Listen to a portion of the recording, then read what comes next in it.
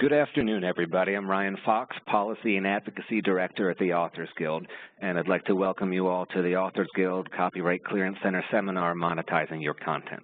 This is the fifth in a series of 10 seminars, and the last of this calendar year. We'll be coming back next year with another series of 5, and you'll be hearing more about those in the coming weeks. Today, we're going to proceed in 2 parts. First, I'm going to talk to you about how to legally reclaim rights you may have already granted to a publisher.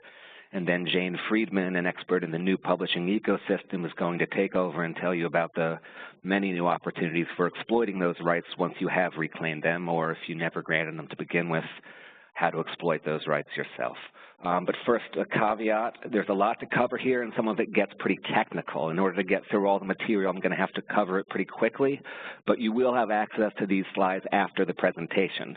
Please feel free to ask any questions by typing them in, and though we may not be able to get to them as they come in, we'll stay on the line after our presentations and circle back to anything we couldn't address at the moment.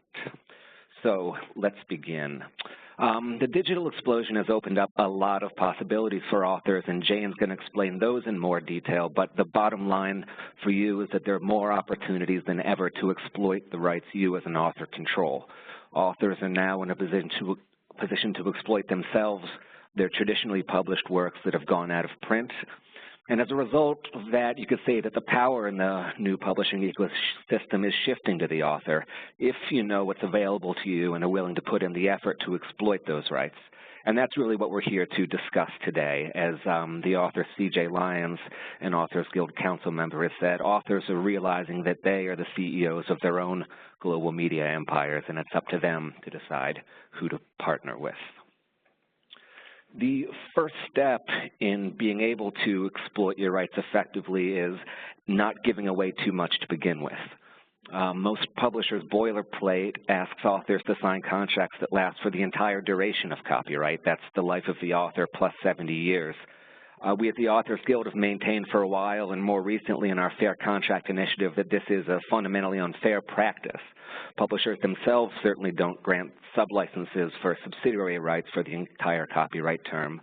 So when negotiating a contract in the first instance, you should feel free to negotiate the duration of the contract. And certainly the less a publisher commits to do for a book in terms of print run, marketing, and promotion, the shorter the appropriate duration of the contract.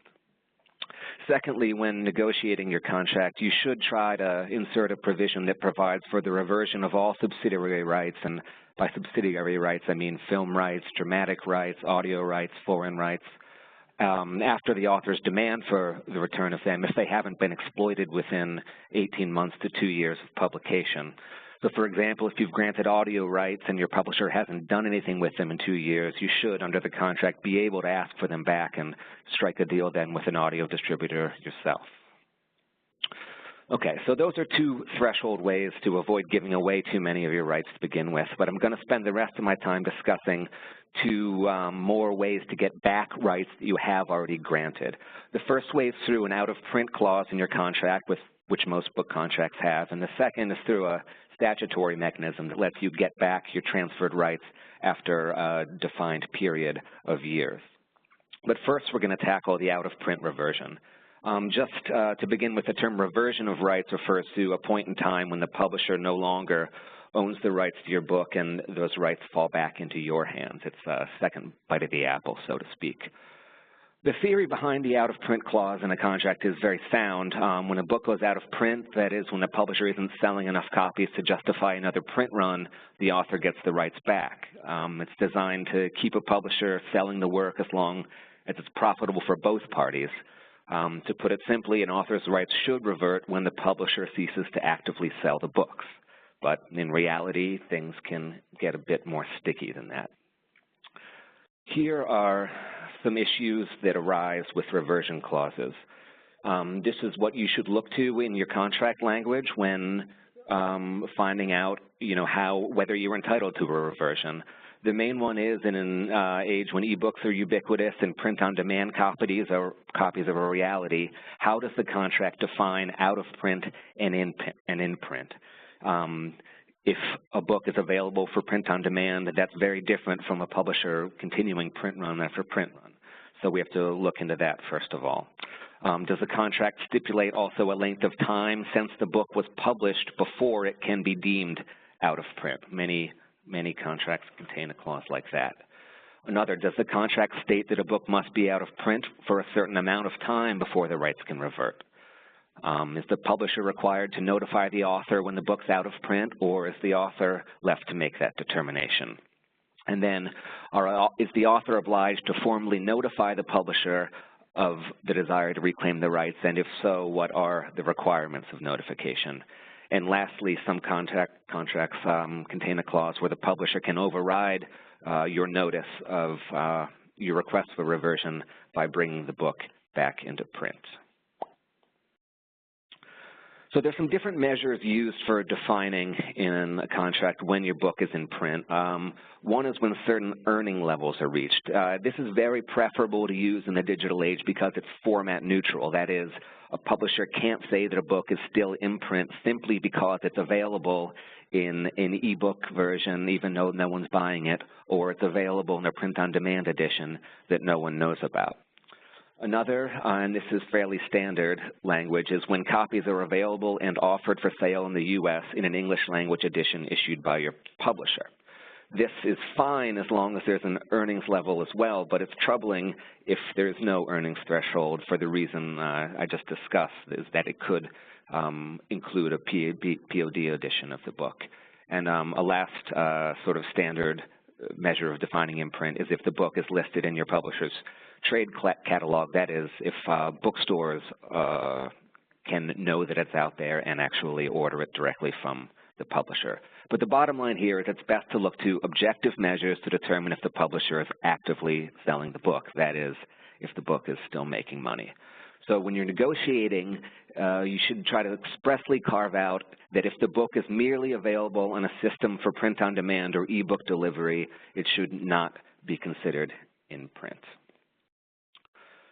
So here are two different, some language for the two different thresholds. The copies threshold, the in-print status is tied to the number of books sold during a relevant accounting period, maybe 6 months or 12 months, or an earnings threshold where the in-print status is tied to the amount the author earns during the relevant period.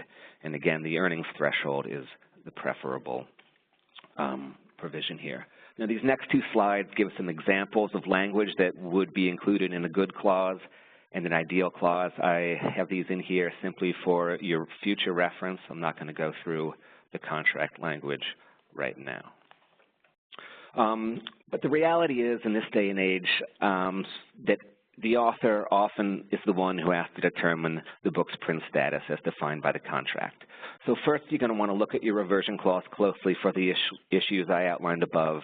And then if you're and you look at your royalty statements. If your statement shows more returns than sales, that's a good sign that you're in out-of-print territory.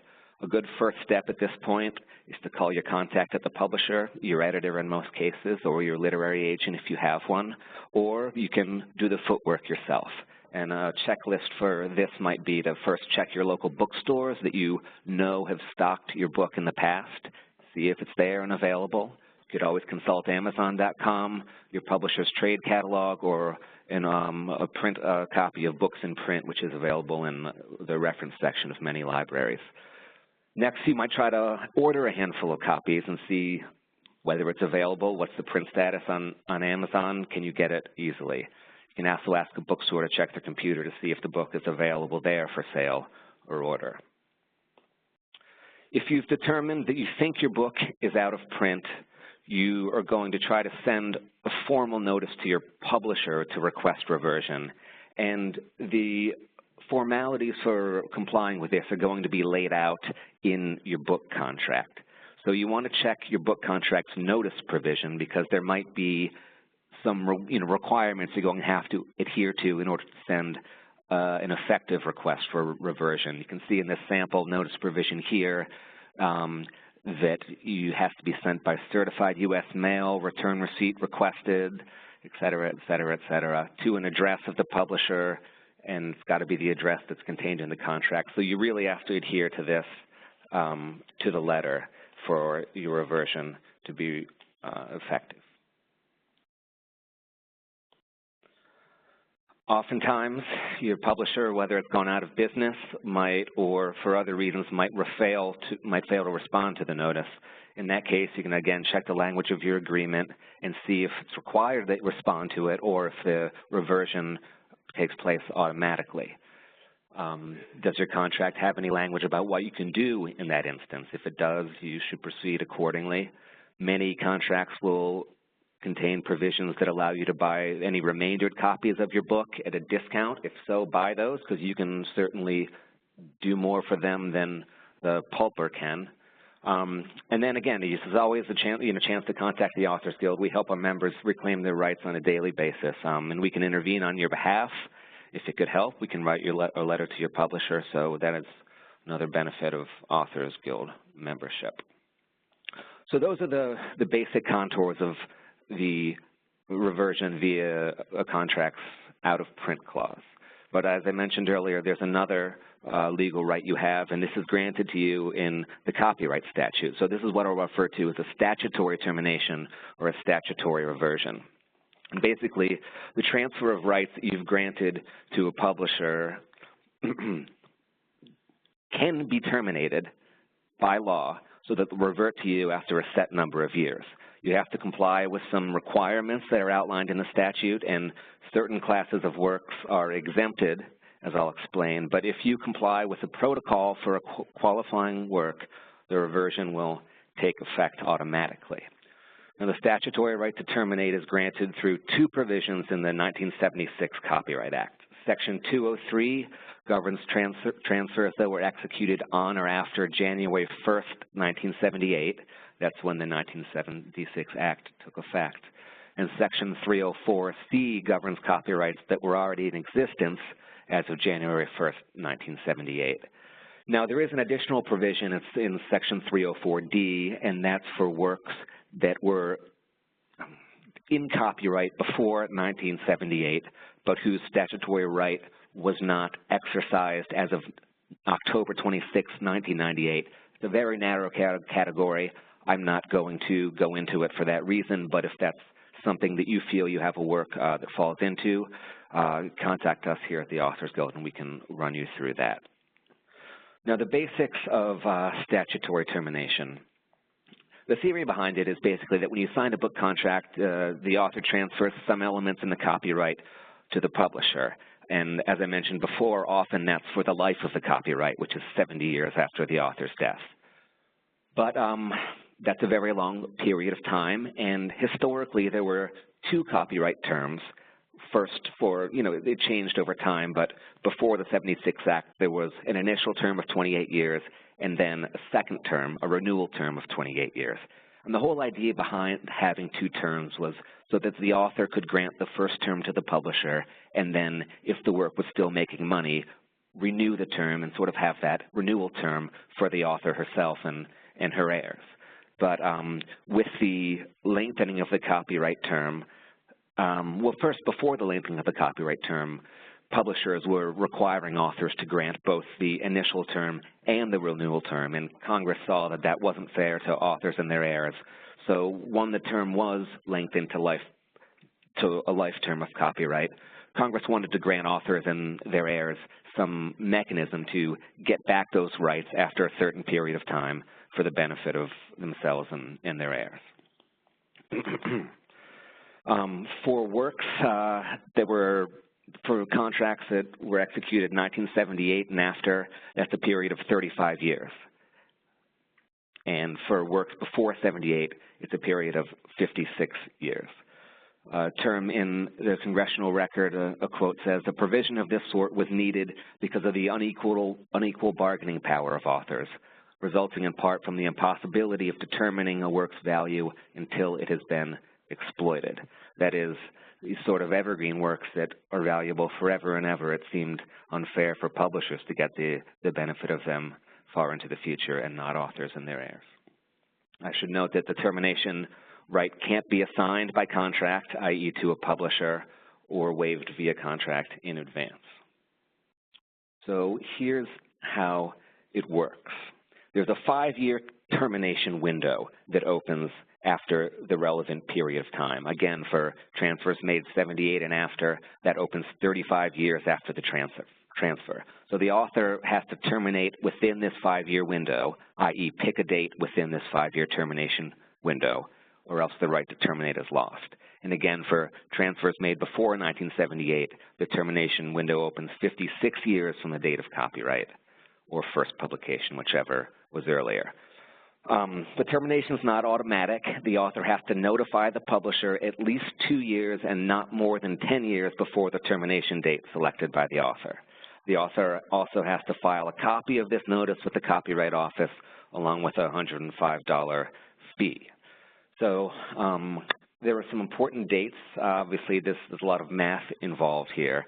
So when we talk about the termination window and combine that with the requirement of notice at least 10 and not less than 2 years before the termination date, we get for 1978 and after termination, the earliest possible service of notice is the date of execution plus 25 years.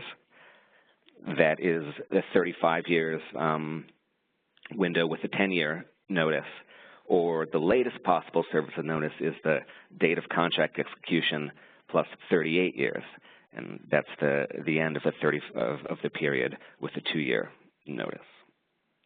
Under Section 304, do similar math here. This is the pre-78 transfers. The termination window opens and remains open for a period of 5 years,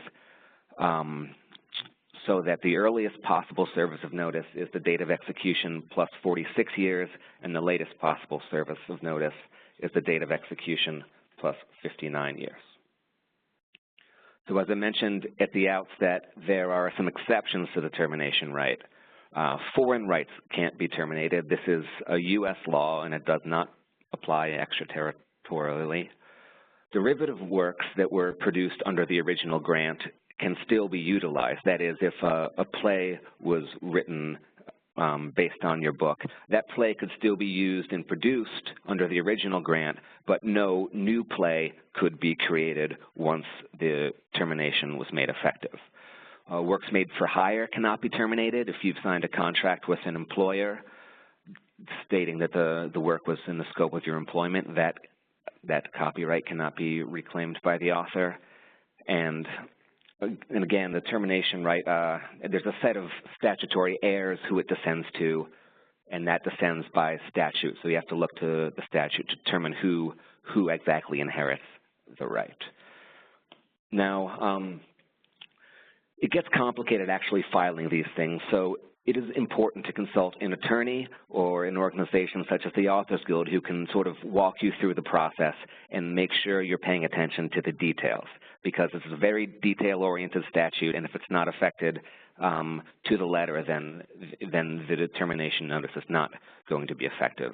The author is required to provide written notice to the publisher using certified mail to obtain proof of mailing and proof of delivery. Publishers can ignore receipt of the termination notice or wait to respond till a late date, and that's when you're going to want to have someone, an attorney, on your side to make sure to apply the necessary pressure. But again, this is, if you comply with all these requirements, then the termination is effective automatically. And then once you serve the notice of termination, proof of that has to be recorded with the Copyright Office before the termination is effective. And you send a letter that includes the date of the termination, a statement that the termination is going to be made under either Section 203 or 304C or 304D, the name of each grantee, that is who the copyright was granted to, a statement identifying the applicable grant, it was under this contract, the title of the work, the copyright registration number, and again, these are details that an attorney is going to be able to help you out with. Here, I'm including some extra information about where you can find some useful resources from the U.S. Copyright Office and the address you need to send the recordation to. But again, we do recommend consulting the Authors Guild and or an attorney to make this happen effectively. So I see there's many questions here and that have come in before, and we'll wrap around and get back to those at the end. But now I'm going to turn it over to Jane, who's going to about a lot of the new opportunities that are available to you to exploit use rights. Thanks for your attention. Thank you, Ryan. What I'm going to talk about are 4 different areas for exploiting your rights or monetizing your rights. First, ebook publishing and distribution, print-on-demand publishing, how to reach libraries, and then audiobooks. So with ebook publishing, there are so many services out there, retailers and distributors that you can potentially use. And the ones that you should prefer to use are those that are generally free to get started, meaning there are no upfront fees or costs or enrollments. They're more or less non-exclusive. That means that by using them, you do not have to avoid using some other service. They should allow you to update your files quickly, usually at no cost, and you should also have full control over the pricing. So what I'm going to do next is talk about some of the most specific ebook retailers which have attached services that you're probably going to end up using in some way and adhere to those qualities that I've discussed. So everyone's aware of Amazon Kindle, no doubt. They are the biggest share of the ebook market by estimate, somewhere around 80%. With Amazon Kindle, as well as Kobo and Barnes & Noble's Nook Press, these are cross-platform ebook retailers, meaning that you don't actually have to own the device in order to purchase and read an ebook that you've ordered through the retailer. So for instance, you can read a Kindle ebook on your Apple iPhone or your Apple device. So that helps with compatibility and customer friendliness. People can buy your books from one retailer, but then consume it anywhere. Number 2 in the market is generally considered to be the Apple iBook Store at this point, at least in the United States. It tends to be more friendly towards books that have a multimedia component, but the big drawback there is that they are not cross-platform, meaning if someone wants to purchase your Apple iBook, they need to have an Apple device in order to read it. They can't do it on some other device like an Android device. If you were in Canada, or if you were very popular in Canada, or if you have a really strong international reader base, Kobo is going to be of particular interest to you because they have a very strong international presence. And then finally, the Barnes & Noble Nook is now probably around number 3 in the United States. They're kind of, in some areas, they're ahead of Apple, in some areas behind. So these are the 4 biggest you would need to be aware of in the United States. And each of these services has a portal that you can use in order to upload your ebook and make it available for sale almost immediately, usually within 24 hours.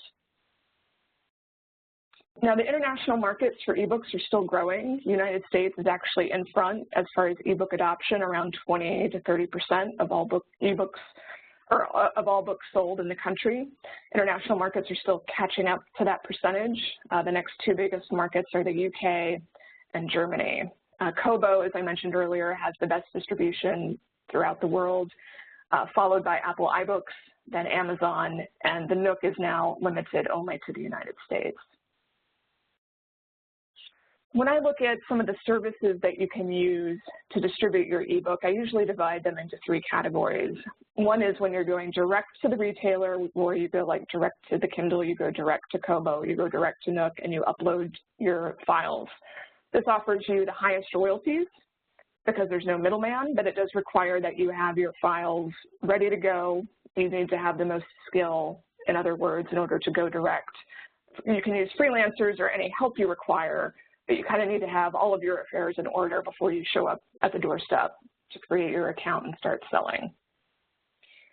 Some people prefer to use a distributor to help push their ebook out to the retailers and create, just a single place where they can manage all of the title information. Of course, you're now inserting a middleman into the process, and they do take a percentage of your sales. So some of the most popular services are Smashwords, BookBaby, and Draft2Digital, which all handle ebook distribution. And then there are also another category of services that actually help you create the ebook and then can additionally help you distribute it into all the right channels. I've just mentioned a couple here on this slide. Pressbooks and iBooks Author are examples of this. Generally, these services aren't used unless you're starting from scratch at the very beginning, meaning you haven't even written the book yet or you've never published the book. That's when those services can be particularly useful. So I want to talk a little bit more specifically about the terms of each retailer, starting with Amazon Kindle, because that's where the majority of your sales are likely to be with ebooks. They accept just about any ebook or any digital file format you have and will convert it into an ebook format for you. They pay 70% on the price you've set if you price between $2.99 and $9.99, and they pay 35% if you are outside that window. So if you price at 99 cents, you'll earn 35%. If you price at $10, 1 penny above $9.99, you suddenly earn 35%. So you can see they're really incentivizing you to price in the window that they want. If you were pricing at the option that would earn you a 70% royalty, there is a small delivery cost fee that's applied, which you should be aware of because the delivery cost is based on the size of your ebook file. So if you have a really huge ebook file, which sometimes happens to inexperienced authors who don't know what they're doing, you can really see that hurt you on those delivery costs that are applied to each sale. But usually for an average ebook, we're talking about pennies, and you don't normally notice it. Amazon is the go-to retailer and outlet for ebooks, and you can tell in the number of self-published books that hit their top 100 list every year how much independent authors favor it. Usually 1 out of 4 of the top 100 books on Amazon are self-published. So it is definitely the most important place for your ebook to be available. Kindle Select is one of the rare exclusivity programs that you will run into, meaning that if you enroll in this program through Amazon, it demands that you only sell your ebook through them. The good news about this, if the program is attractive to you, is that you're only committing for a 90-day period. So every 90 days you can reevaluate whether or not you want to remain exclusive, your ebook exclusive to Amazon. This does not affect your exclusivity on print books, so it's just for the ebook edition. Now, KDP Select, if you're enrolled, will automatically then make your book available through Kindle Unlimited, which is the ebook subscription service that Amazon runs. You'll also be in the Kindle Owner Lenders Library, and if your book is available in those programs, you're not going to be paid based on sales because your book isn't being bought, it's being borrowed essentially, and you get paid based on how many pages are read. And those payments vary month to month, and they're determined retroactively. So it is a little bit of a risk. You never know quite how much you're going to earn, but some authors see as much as 50% of their sales or their profits from Amazon come through this program. But again, it does require exclusivity. For ebook sales through Amazon, you can't use any of those other retailers I mentioned. They give you some other perks too. You get to make your ebook available for free for 5 days out of the 90 that you're enrolled. You have access to something called countdown deals, which is a promotional tool. And there's some other perks like higher royalties in international markets. So they're trying to give you a lot of carrots to get you to sell only through them. And it's a really hard decision for some authors to make, but generally established authors will only make their ebooks available through Select exclusively, like maybe 1 book at a time for short periods rather than indefinitely or all of their titles indefinitely. Apple iBookstore has 2 ways of distributing through it. One method is to simply use their service called iTunes Connect, which is a portal where you upload your EPUB file. It's a little bit difficult to use, especially if you don't already have a Mac, but it is possible, even if you're a PC user, to gain access and to upload your ebooks directly. The second method is to use Apple's proprietary software to create your ebook. It's called iBooks Author. The software is free. Again, you have to have a Mac to use it. But just be aware, if you use that method to create your ebook, they do require exclusivity over that edition, and you're going to be limited to iBookstore distribution if you create your ebook in this manner. So most authors use the first method to get their books into the iBook store, or if that's too complicated for them to handle on a technical level, they'll use a distributor, which I'll discuss in a moment. Now, Apple pays 70% on your book sales regardless of your price. So it's a flat fee that applies whether you're priced high, priced low, and you can also price at free if you choose. Kobo will accept Word docs and EPUB for your ebook. They also have a WYSIWYG editor or a what you see is what you get ebook editor if you want to copy and paste your book into their system. They're a little bit different from the other retailers and providers I'll be discussing in that they only pay twice a year, which may sound normal if you're accustomed to traditional publishing payments, but all of the services I've so far described pay on a monthly basis, so Kobo is less frequent. But they do have the advantage that they pay 70% on everything $2.99 and above. So even if you reach the $15 or $20 mark on your ebook, you're not going to be penalized for that high price. And then they pay you 45% if you price below $2.99. If you prefer, you can use a distributor to reach most of the ebook retailers out there. Smashwords and Draft2Digital are the most popular by far. They have the unique quality, though, of not distributing to Amazon. But this is actually mainly to authors' benefit because most authors prefer to work directly with Amazon since that's where most of their sales occur, and then use a distributor such as Smashwords or Draft2Digital in order to reach the remainder of the ebook market. So Smashwords and Draft2Digital are exceptionally similar in how they operate. They don't charge you any upfront fees. It's a self-service system, and they're both taking the same percentage of your profits. It equates to about 10%. You can update your files whenever you need to. They accept lots of file formats, although Smashwords, I think, limits you still to Word docs or EPUB, which is workable for most authors. Draft2Digital is seen as having better customer service. So if you run into problems on a technical basis, you're going to probably find it easier to get help from them and friendlier help. But Smashwords has been around longer, since roughly 2008 or 2009. They have more titles in their system, and they have the widest distribution, although that doesn't mean you'll necessarily get more sales, since it is a very small percentage of the market that we're talking about. Smashwords also has the benefit of couponing. So if you wanted to have coupons for your ebook, it allows you to generate coupons and share those in private or publicly. The third option you'll see here is BookBaby, which does distribute to Amazon, as well as all of the other major retailers I mentioned, but their business model is slightly different. So rather than not charging you up front, they charge $200 to $300 up front. Their fees vary throughout the year. Sometimes they have promotions. But once you start selling, you keep 100% net.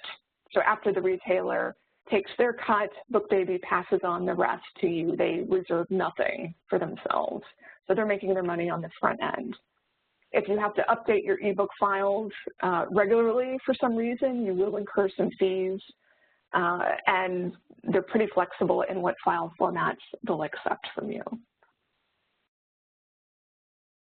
Now, what authors commonly do is, as I said before, they will use Kindle Direct Publishing to distribute their ebook to Amazon directly, since that is where most of the sales happen. It affords you the most control and the best profit. And then in order to minimize the administration and work of distributing to all of the other retailers I discussed, they'll use Draft2Digital or Smashwords.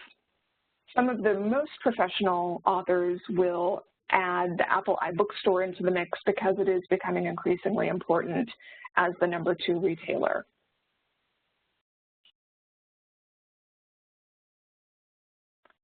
Now, if you have a book that's full color or illustrated, the distribution and creation is a little bit different for you.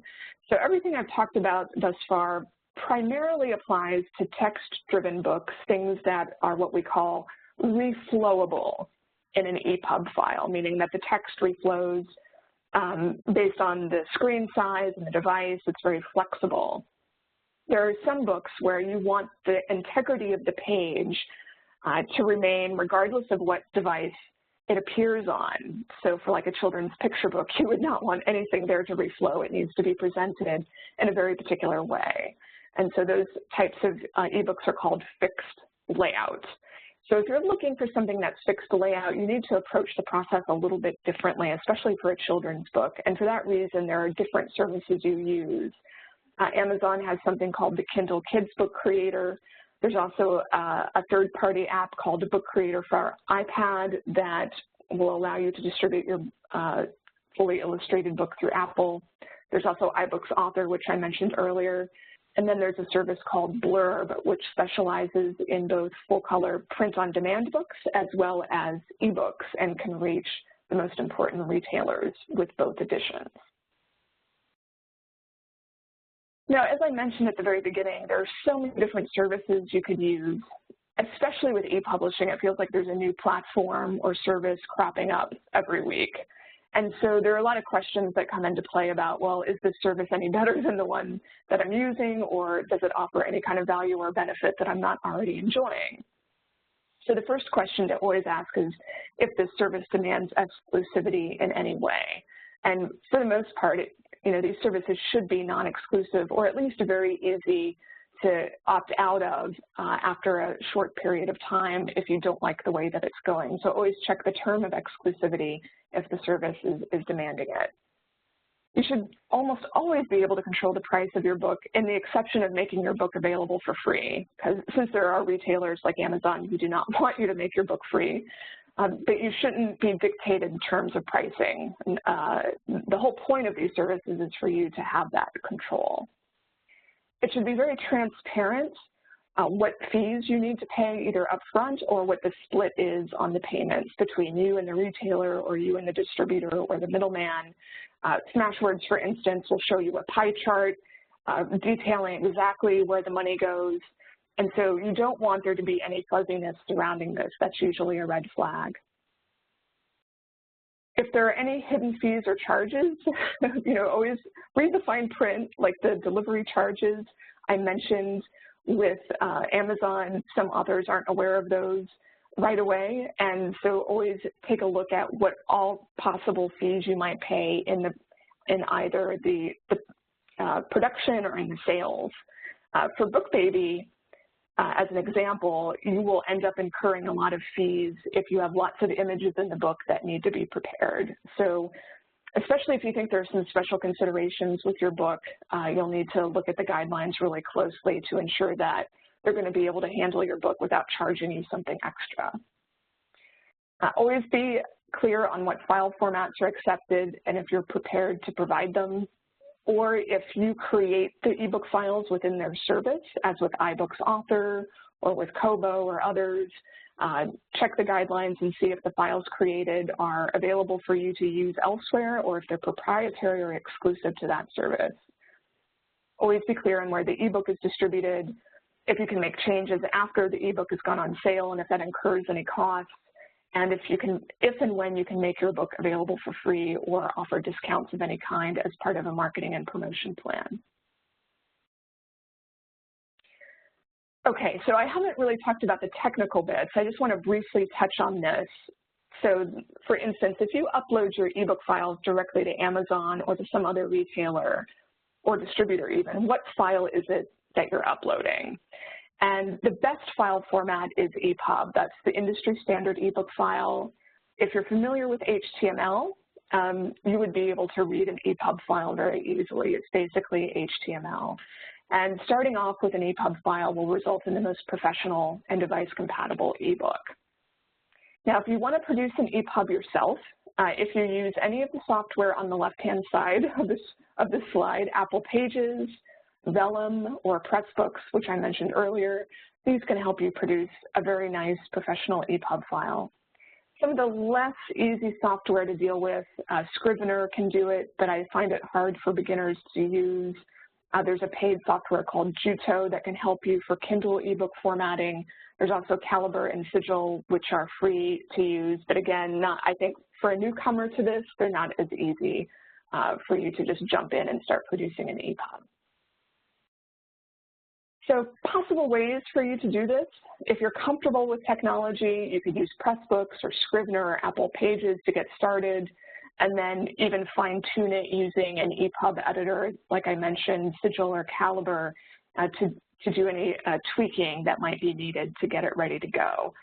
If all of that sounds really not your bag, you're not comfortable with tech, hire an independent service. On average, you'll pay anywhere from $50 to $300 for like an 80,000-word novel. It might not even be that much. It just depends on any complexity or what shape the file is in Word or elsewhere. You could also, as a backdoor method, take a Word document, if you have one, upload it to Draft Digital, the ebook distributor I mentioned. You can create a free account, and then it will convert it to EPUB.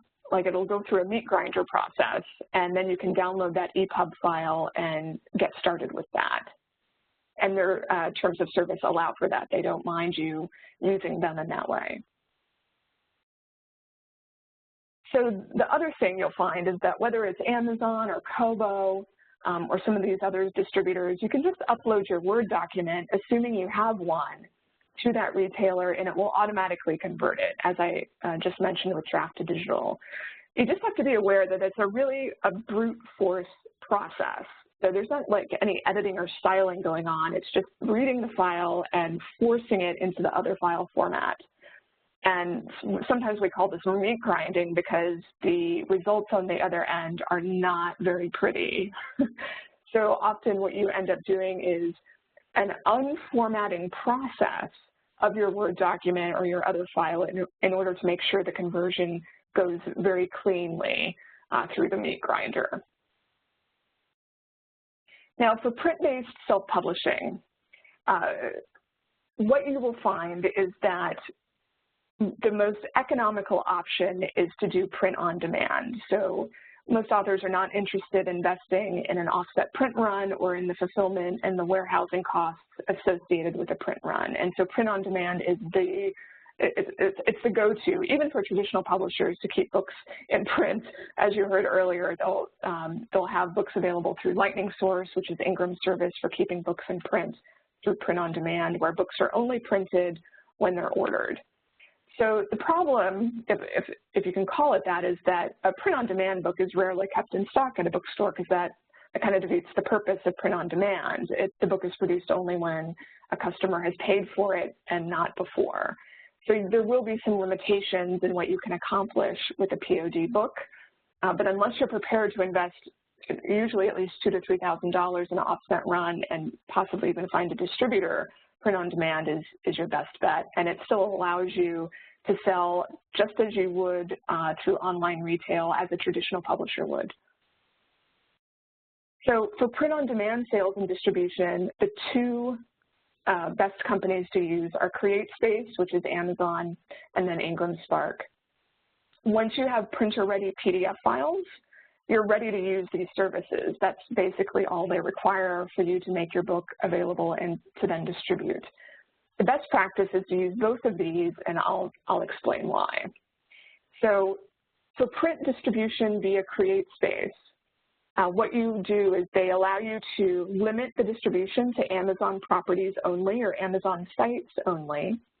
And then you can ignore what they call their expanded distribution, which pushes your book out to Ingram and to other wholesalers and distributors.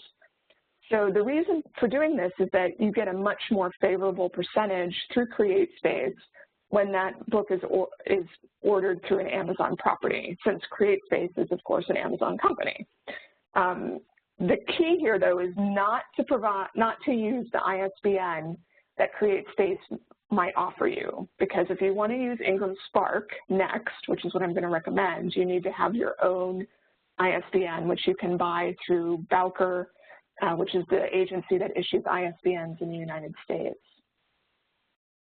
So with Ingram Spark, you basically take the same book files and you set up an account there. Now, CreateSpace is free, whereas Ingram Spark will charge you a $49 setup fee. But it's basically the same process with both systems. But with Ingram Spark, what happens is whenever a bookseller or someone who's it doesn't even matter if it's Amazon even, whoever orders it, the same percentage discount is applied. You decide what that percentage is, and then you get paid the same on every single sale, regardless of where that sale occurs. Whereas with CreateSpace, you get paid differently depending on whether that sale is through Amazon or someone who's not Amazon. So using these two services in tandem gives you the best of both worlds, and they're non-exclusive, so there's nothing that in their agreements that say you can't use one alongside the other. But it does require you to purchase your own ISBNs and to set some of the standards for how Ingram Spark should deal with orders. So for instance, you have to determine if you will accept returns, how those returns are dealt with, if you're going to offer the standard 55% discount to bookstores or something less, and so on. And they have some guidelines at their site that help step you through that. So the POD math, if we were offering a 55% discount, it looks like some of the headers have dropped off, but on the left-hand side, we have the Ingram Spark breakdown, and on the right, we have the CreateSpace breakdown. So if you sold a book through Ingram Spark, then you'll see that your profit per unit is $2.75. This would be for a book at $14.99. And then it's considered a standard black and white book, about 300 pages, $15. So the profit through Ingram Spark would be $2.75. At CreateSpace, if the sale happens through Amazon, the profit would be $5. This is just an example of the differences that you will see when you start to do the math. Just keep in mind that if the CreateSpace sale were to not take place through Amazon, like if it took place at Barnes & Noble, then your profit would be even less than the $2.75 than the Ingram Spark end. So I hope that math wasn't too confusing, but it's just mainly to point out where the money is going in each situation.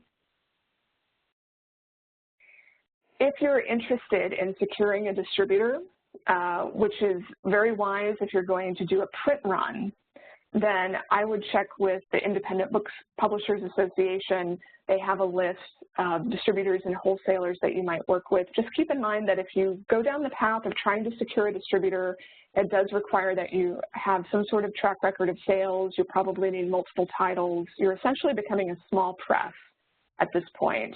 But if you want to go beyond print-on-demand distribution, then this is the first place I would stop. Now, for libraries, if you're interested in reaching them, some of the choices I mentioned earlier, they might not necessarily get you all the way there into the library system. If you want to get into libraries, recognize that most of their collections, for ebooks anyway, are fiction, and that romance is by far the most popular genre.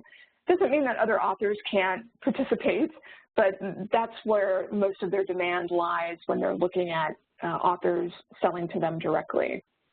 It helps if your book has already been reviewed in some edition by at least a professional source like Publishers Weekly or Library Journal. And to really be effective in library outreach, you're going to have to contact them directly and pitch them. Just having your book available through whatever distribution channel isn't really going to seal the deal by itself. So for print editions, make sure your book is distributed by Ingram to grease the wheels. Ingram Spark is sufficient. And for ebook editions, you want to make sure your ebook is available through Overdrive, which is the system that libraries use to acquire ebooks. And you can get your ebooks in Overdrive by going direct, although it's quite a bit of work, or more simply by simply using Smashwords as one of your distributors. Audiobooks is by far the biggest growth area in traditional publishing. Sales jumped about 30% last year. Growth is still very strong. Here again, the market's dominated by Amazon. It owns the company known as Audible, which you've probably seen advertised on PBS and mentioned on NPR and all sorts of other places. There are some other companies that play in this area. Overdrive, again, is the company that mainly provides audiobooks to libraries. Scribd, which is the ebook subscription service, also has an audiobook component, and there's another service for libraries called Hoopla. So I would say, though, that 90% of authors, if not 95%, are going directly to Audible. And they're doing that through a company called ACX. ACX is owned by Audible and thus owned by Amazon. And if you agree to exclusively distribute your audiobook to Audible, you'll get a 40% royalty. If you're not exclusive, you'll get 25%. And exclusivity does require a 7-year term, which is pretty long. So some authors balk against that, and I'll mention some different options in a moment. The other drawback to working with ACX is that they get to determine your audiobook pricing. So you have no say, although they do have some kind of windows of pricing that you can anticipate they'll use based on the length of the audiobook. Now, if you want to use ACX and agree to that exclusivity term, then you have two options. You can either pay one time for your audiobook production. You pay this up front. For an average book, it's going to be somewhere around $4,000 up front. Or you can do a royalty share with a producer that you find through ACX, and you each receive 20% of the retail sales. So if you remember earlier, the royalty, if you're exclusive to ACX, is 40, and so you're essentially splitting it. Now, if you would like to avoid ACX, there are a few companies that you can consider. There's Authors Republic, which does audiobook distribution, Big Happy Family Audio as well, and then Listen Up Audiobooks is a company that can help you both with the production as well as the distribution. I have so much more I could tell you about the different tools and resources and advice out there.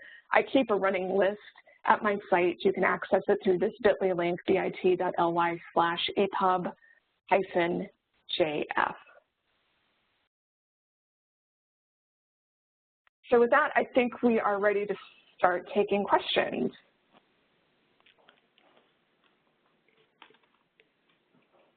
There's a number of them already here, and since Jane's been busy with her slides, I thought maybe I'd start with a couple, Jane, and give you a chance to catch up. That be okay? Yes. Okay, so there's a couple questions pertaining to older contracts, contracts that don't really conceive of the realities of the digital age. One participant has asked how to update old contracts that don't cover out of print in the digital POD age. And the answer to that is how to update a contract. You're still going to be bound by the original contract language. That if it defines in print as copies being in print in stores, then you're going to have to make an amendment to the contract to update it to an earnings threshold or to deal with the sort of realities that that exist today. So you're still bound by the original contract language, unfortunately, unless you get an amendment that states otherwise. Another old contract question regards an older contract that doesn't explicitly mention ebooks. And so many of your out-of-print books are under contracts that don't include e-rights, that is, they predate them. What can you do? And there is case law on this. There's a case from 2001. It's called Random House versus Rosetta that says you have to look at the language of the contract itself, and you always do. But in this case, in the contract under issue here, the court found that the right to, and this is the contractual language that existed, to print, publish, and sell the work in book form did not include the right to publish in digital format. So in that case, a contract that didn't conceive of electronic books held that those rights were retained by the author. So you'd have to look at your contract language, but you know, that's a good sign for you. Philip asks about copyrights that have been willed to a literary trust. Are those still able to be reclaimed under the terminations of transfer? And the answer to that is that there's an exception in both Section 203 and 304 that the termination right does not apply to transfers made by will. So transfers made by will are not subject to the Section 203 and 304 terminations.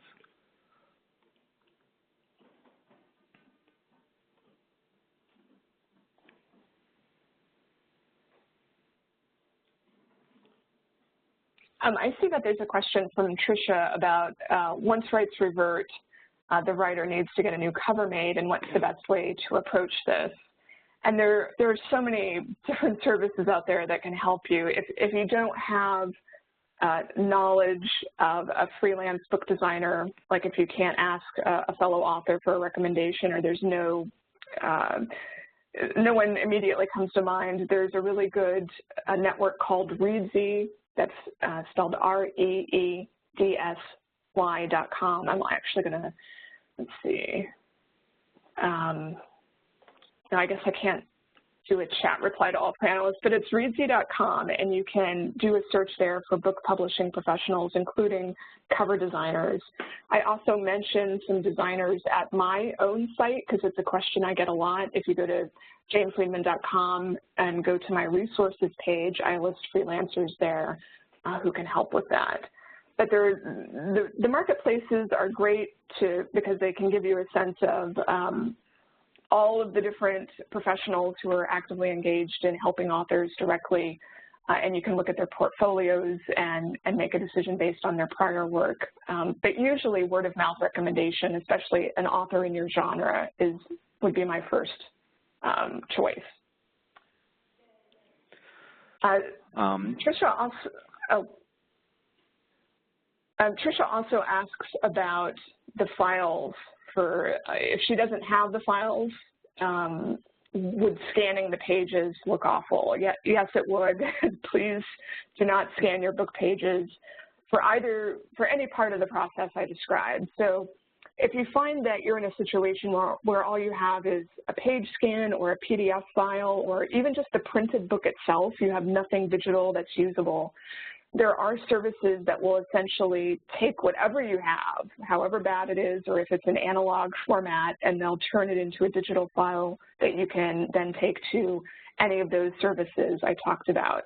ebookpartnership.com is one of the most well-known services that does this. They can take an actual book or a PDF file and turn it into an EPUB. Ken submitted a question before the seminar that I wanted to address, and this concerns, do I need my publisher's permission to create an online course based on my book? And that's certainly a new way to monetize your content. But that's going to depend on a few things that are in your contract. One is the derivative works clause. Have you retained the right to produce derivative works, or have you granted it to your publisher?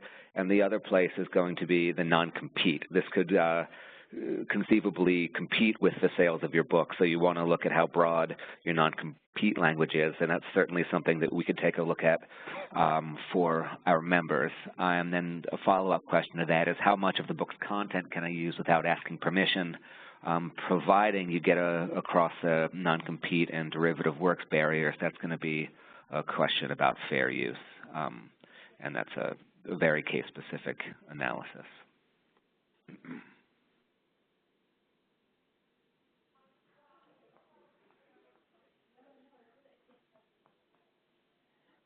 Jude's asking for tips on effectively promoting digital books and audiobooks, and here I'm going to point to that resource list that I shared, the bit.ly link at my site. I think one of the big challenges here is not necessarily getting the books distributed in the first place, whether it's digital, print on demand, or audio, but getting attention given the avalanche of content that you're competing against. And usually the first thing that people do is make something available for free, even if it's just for a very limited time or they have a price promotion.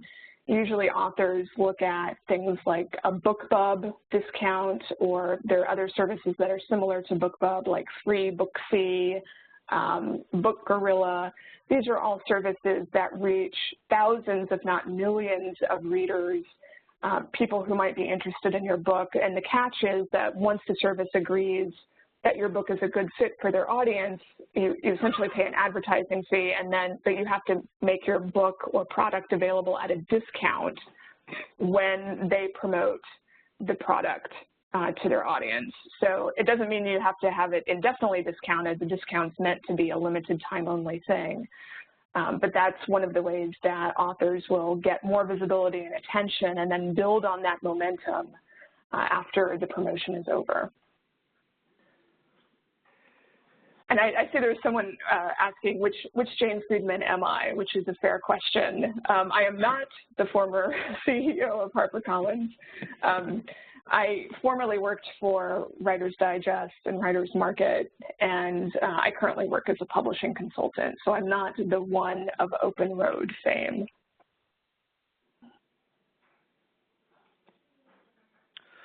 Norman has asked about this situation where you've published titles decades ago and the publishers no longer exist. There's just no one to contact for the reversion of rights. Is there any easy way to trace what company may have acquired their assets?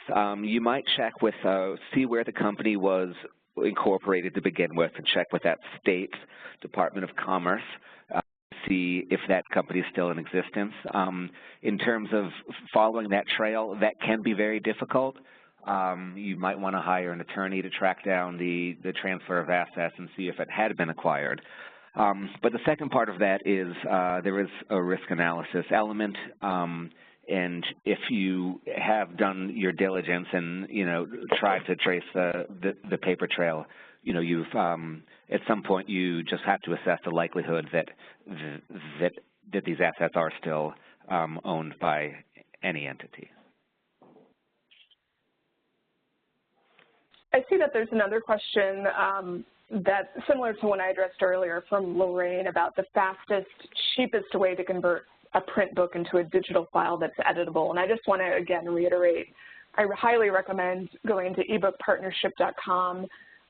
In their menu system, just go to their ebook conversion menu selection, and they have something called book scanning service. And they basically take whatever it is you send them, and they turn it into an editable file. I don't know ultimately what you would pay. It's going to depend on the length of the book, but the prices usually start at somewhere around $200 or $300. Arlene's asking for print-on-demand books, how much does it usually cost to buy your own copies to sell directly, say, at conferences? If you're using CreateSpace, they have the most competitive print-on-demand prices I've seen, and for an average length text-driven book, black and white, you're probably looking at $3.50, maybe $4 if it's a longer book. But then you need to add on the shipping costs to that. So it's quite competitive if you're selling at a retail price of $14 or $16.99 for a paperback. Gail has asked, how do I address the fear that if I ask for too much, I may lose out altogether? And this is a question we get a lot at the Authors Guild. It's ultimately about negotiation. Any contract is negotiable. If a publisher is interested in your work, you're within your rights to ask for something, and they'll come back to you and say, we can't do that, and then you can have this conversation. I was talking to a literary agent a couple months ago who's done over 11,000 deals, and he said he could count on one hand the number of them that have fallen through based on an inability to reach common ground. So I would say, ask for what you need to begin the conversation, but don't be afraid of asking for too much the first time around. If a publisher is interested, they'll remain interested, and you'll be able to work something out.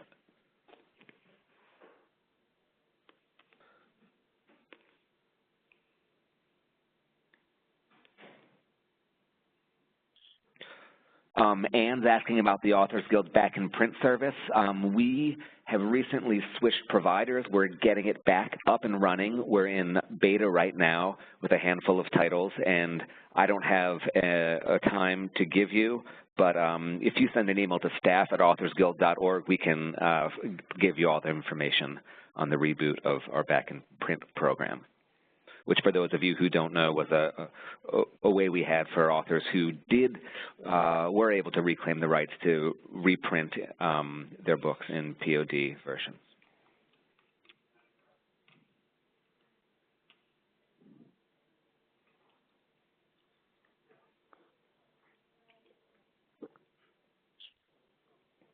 I see that Margaret's asking if I can recommend specific services for poetry books.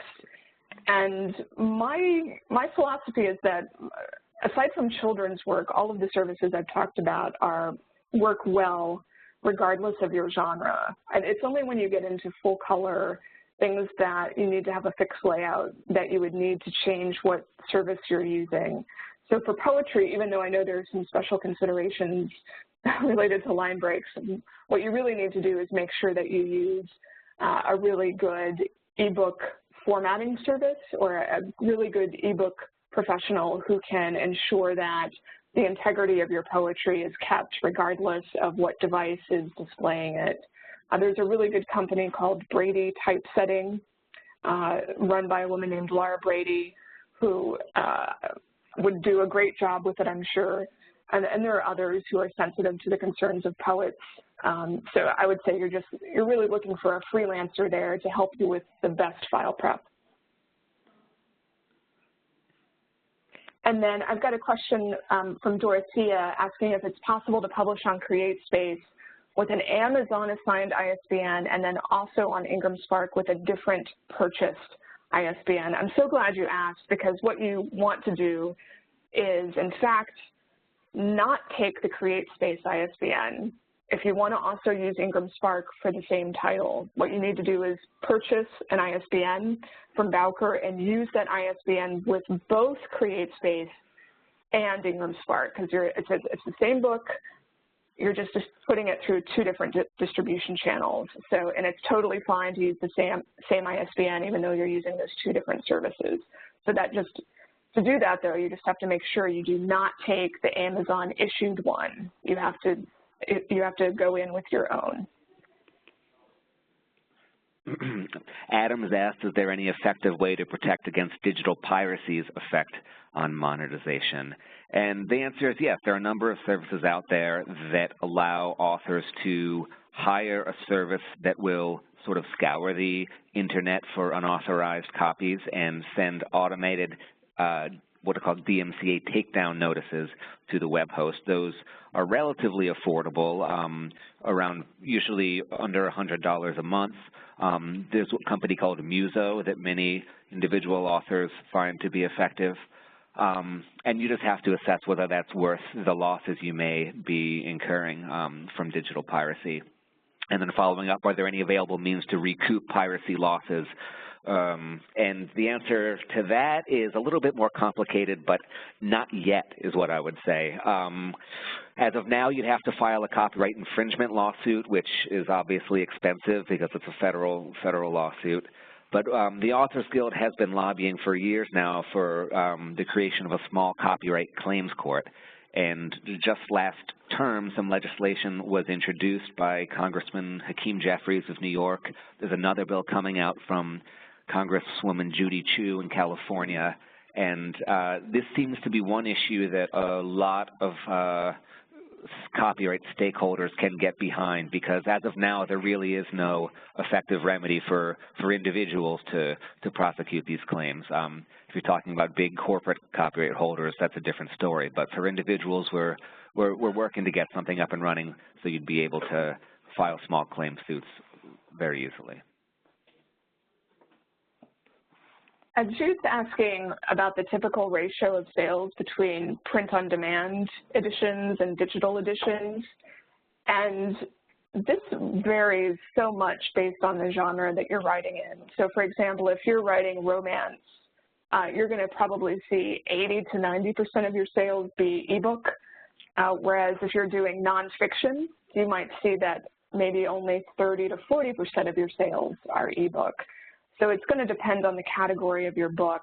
But I will say that once you start selling through Amazon, which is likely to be the largest, the majority of your sales, the largest and most important distributor and retailer, they obviously push digital pretty hard, or the ebook edition, and are always showing that price. So just by virtue of focusing any marketing efforts on Amazon, you'll probably see a greater proportion of ebook sales. Linda's asking about illustrated picture books. She said a few years ago an ebook publisher wanted to create an ebook from her out-of-print picture book. And she and the illustrator had both gotten the rights back, but the original publisher wouldn't allow the new ebook to use the original design of the book.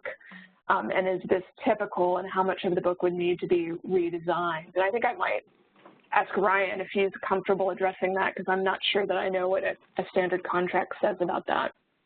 Can you repeat that question, Jane? I can actually handle that. Michael here is going to take it. Yeah, okay. I'll take that.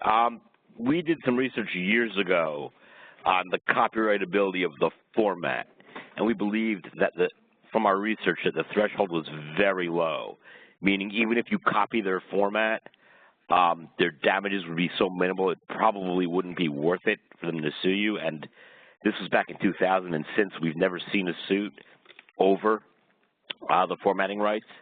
I think the only real issue you need to focus on with that is to make sure that no trademarks of the first initial publisher are going to be shown in that new edition. So if it has their name on the pages, you got to make sure those are out, because that could be an unfair competition issue.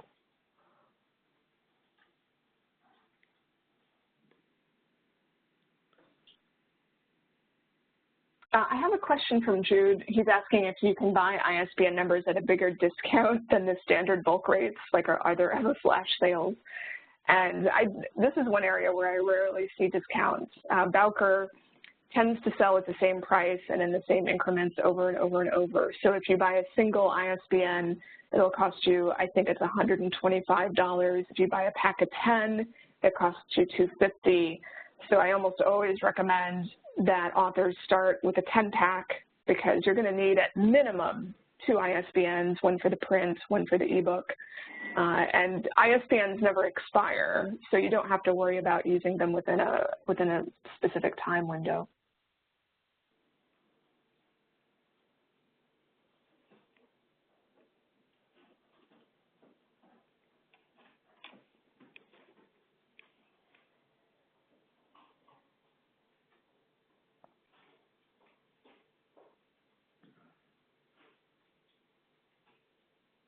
So I think I've gone through all the questions that came through to me. How about you, Ryan? Yeah, I think we've touched on everything that came through today. Oh, okay. So there's one more, maybe 2 more. Let's see. Niall is asking for an out-of-print book of photos and text. Do I think that a scanned version of the book could be suitable for ebook publication? Unfortunately, no. These things almost never do well as scans. You might be able to find a distributor who's comfortable dealing with it, but it's basically the worst possible way to approach the process.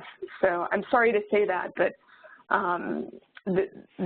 whether it's Amazon or Kobo or any other service, they're selling EPUBs rather than PDFs, and when you end up scanning, you've got a PDF that just doesn't reflow or resize appropriately, and it just looks bad. Angela's asked about some merchandising agreements. Michael, you've worked with a bunch of those. Is there anything you can tell her about licensing a character for calendars, T-shirts, and the like? I'm trying. I don't see the question. It was up where's the question? A little bit. Oh, it's up. Hold on. Yeah.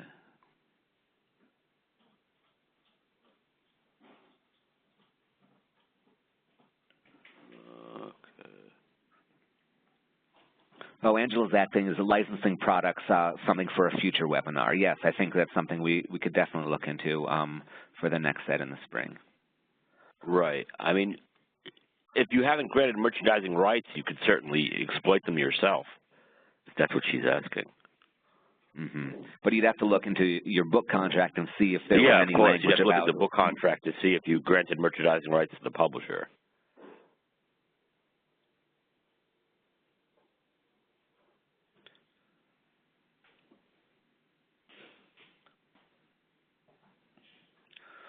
Okay, so it looks like Angela's... Sorry, go on, Jane. It looks like Angela's asking about the how-to of selling merchandising rights, and that may be something we'll look to explore in a different panel. Yeah, yeah. Jude's asking about which ebook distributors require an ISBN. Since Amazon Kindle offers their own numbering system, they don't assign an ISBN, and so this question arises about at what point do you need one for ebook sales. If you use Smashwords, they will assign you one. If you don't have one, I don't even think they charge you. It just comes for free. So once you distribute your ebook more widely, usually those companies that distribute are going to require that you have one, whether you bring it yourself or whether they give it to you. I think it's always preferable for you to bring your own ISBN to the table so that you're the publisher of record. But if you're comfortable, you can have your distributor issue it for you, but they will show up as the publisher of record on the book. Sherry's saying that she's used Amazon and Ingram Spark for her print-on-demand editions. And in the last few months, she's noticed that the CreateSpace quality has tanked. So she'd like to disable CreateSpace and just have Ingram Spark distribute. So is there a way to have Amazon stock the book so that it will not be delayed or ever out of stock by using Ingram? And yes, I mean, Ingram does service Amazon, and you shouldn't see, there might be some blips. It might not look as attractive if Ingram's the one who's fulfilling to Amazon, because Amazon will, you know, they do all sorts of things that punish you if you're not using their service. So there's no way to control how they show the book, book's availability, but they will still sell the book and get their books from Ingram instead. About the quality tanking, it's a very interesting issue right now, because I've actually noticed in the past that CreateSpace's quality has even been better than Ingram on occasion, which is surprising to me. But I'm wondering if the hurricane that struck Charleston might have had some effect. I don't know, that's just speculation, but I have heard some more complaints about CreateSpace since then, and it could just be a coincidence, but hopefully they'll recover soon if there is a problem. Joan's asking if using BookBub at a reduced cover price, must the author take the price down on Kindle? She believes that Kindle insists on having the lowest price, which is true. So Amazon does stipulate that you cannot price your ebook any lower than what you offer through them, regardless of whether you're exclusive through them. So if you're going to use a BookBub discount, then you do have to lower the price accordingly at Amazon. So you have to time it appropriately and make sure that you have you're distributing your book in such a way that you have access to change that price, and hopefully you're distributing directly and it's not a problem. Of course, it's going to be, if you're trying to offer your ebook through BookBub for free, you're not going to be able to make your Amazon Kindle price also free unless you're enrolled in KDP Select and only selling through Amazon. Joan asks if for print-on-demand books, if you have to have a barcode, and what's the cost of barcodes? Yes, you should have a barcode on the back, and when you buy your ISBNs from Bowker, they actually have a service that allows you to purchase or generate a barcode directly through them if you like. I think the cost is $25 or thereabouts. Some cover designers, if you're hiring a professional cover designer, very often they can generate it for you. So make sure that it's something that you actually have to buy, because sometimes designers can very easily include it as part of their package price.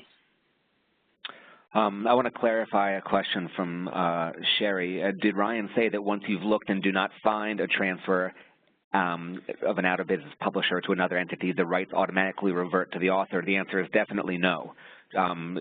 You know, if a transfer's been made under the law of corporations, then you know, you have to be very diligent in tracking down an entity's you know, flow from hands of one entity to another. And just because you can't find a record of it does not mean that the rights automatically revert to the author. That's why we'd recommend, you know, consulting the Authors Guild or looking for an attorney who can do that work for you.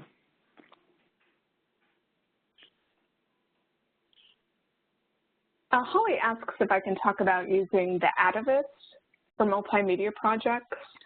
For those who aren't familiar with it, the Atavist is a tool, a publisher, a platform that allows you to tell stories, build websites, include audio and video. And if you're interested, you can go to atavist.com and check it out. It's not a much used platform for individual authors. Most authors are not building multimedia works. There are lots of reasons for that, but the most prevalent is that a lot of people just aren't interested, readers themselves aren't interested in buying multimedia works. Excuse me, so I don't feel like I have much to say about it because it's not yet a proven business model usually for individual authors. But if you were doing something that were very web-driven, and you were going to be doing a lot of multimedia that could be delivered, that needed to be delivered through multiple channels like website and app and so on, it would make sense. But for the average author, it's so far been a dead end to do multimedia publishing. Joanne asked, sorry, I'll just do this one question really quickly about using Lightning Source as a print-on-demand provider. Ingram Spark is now the service that you should use rather than Lightning Source. And if you try to use Lightning Source as an individual author with a single title, they'll refer you back to Ingram Spark. So you can't use Lightning Source unless you have quite a number of titles. And you shouldn't worry about not being able to use Lightning Source because it's the same technology that Ingram's using regardless of which doorway you go through. Kai's asking about books that are not available in stores but are available only from resellers on Amazon. Will that affect out-of-print status? I'm assuming that these are resellers of used books, and the answer is no, used books do not affect print status. Those are sold and distributed under what's known as the first sale doctrine in copyright law, which lets the owner of a copy of a book do what they want with a copy of that book.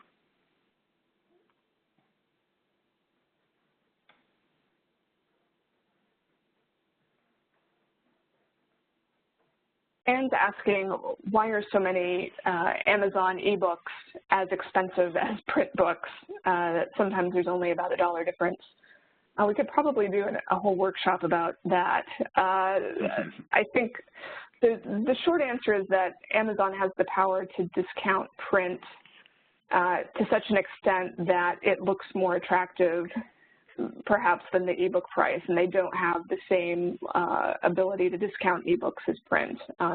It's a very long story that could go back years, but I will say that if you look at what independent authors are doing, there is always a pretty big price differential. So for instance, the books that I produce myself, there's easily a $10 difference between the ebook and the print, and that's more common when you're not looking at the books that traditional publishers put out. So that's kind of a quirk of the current landscape. It may not stay that way. Joanne's also asking, for print on demand, do you need to put a price on the book? Yes, you should list the price on the back cover. And then, of course, when you distribute through CreateSpace or Ingram Spark, you also have to indicate the retail price as well.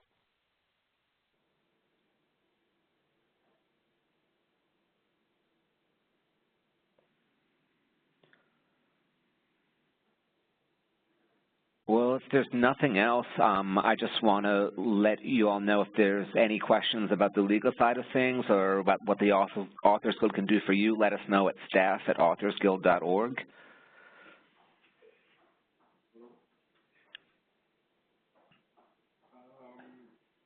Sure. Hello? Hi, Betty, how are you?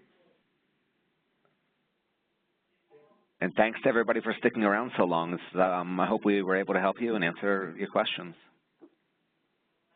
Thanks, everyone. Bye-bye.